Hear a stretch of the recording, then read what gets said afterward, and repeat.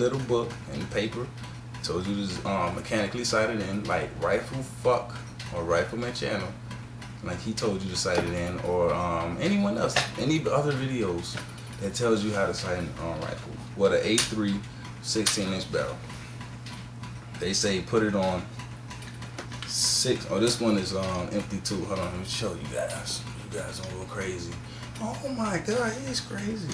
Nah, anyways, damn, I don't know if you can see that, but I got it right here from 6 to 6 and 3, whatever you want to call it. I had this in the middle. I had this dead center in the middle. Because what I did was I took it all the way to, I guess, the right side, or whatever the side this is, and then I took it from there all the way to the other side, and then I counted how much clicks it was, and then how much amount of clicks that is, I divided into 2, and then went down to the middle. So that's this part. That's the elevation, and that's windage. Now the front sight post, they tell you to make it flush, and I had it flush. And it was actually, alright, I'm gonna show you right now. This is what the actual sight picture look like right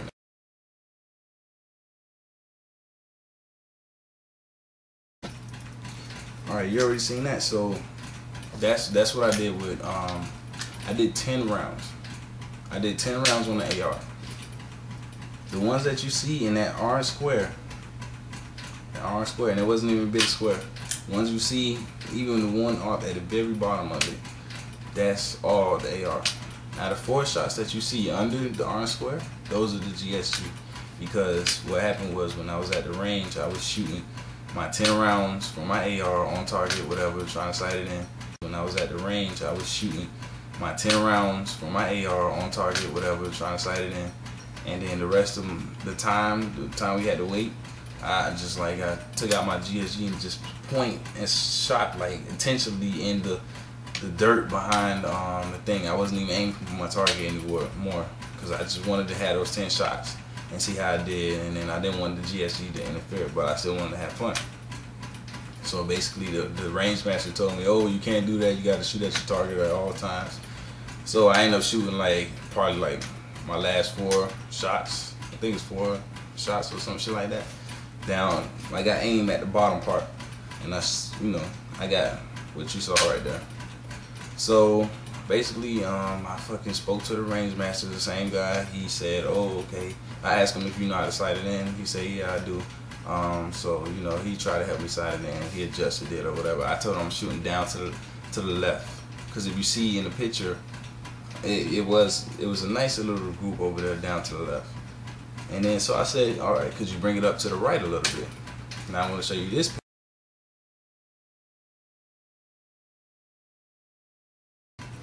With that picture, basically he brought it up to the right, but a little bit too much. So you're going to see some extra rounds at the top right.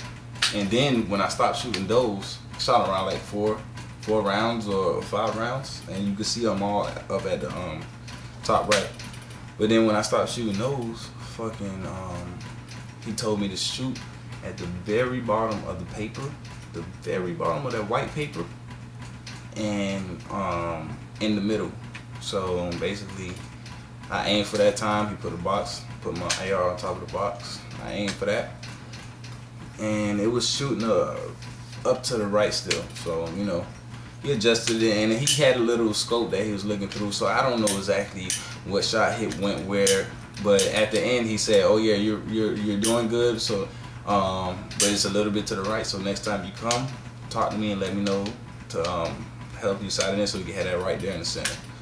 So I was to tell you the truth, man. With the first picture I showed you, that picture right there, man, is like that.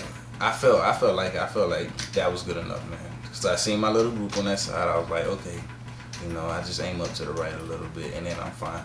And that was what mechanically sighting it in at 25 yards. So, I mean, as far as accuracy, I know it's gonna be there. It's gonna be there, and then I'm not gonna have no problems. I'm getting an EOTech soon. Yeah, I'm still waiting on that shit, getting that shit. Yeah, so when I get that, man, everything gonna be straight. But when I get my EOTech, this is going to serve as a scope only. This is going to be my scope. This is going to be my 100, 200, 300 yard scope. You know, I'm not going to buy another scope. This right here is going to be my scope. Then the EOTech is going to be 50. Well, I heard it could go all the way up to 100 yards, but from 50 to 25 yards, that's going to be my EOTech. So when I do my EOTech, I feel like shooting long range. Put this on. It's already sighted in. That's it, man. But on the flip side, remember I said my AK is my most accurate.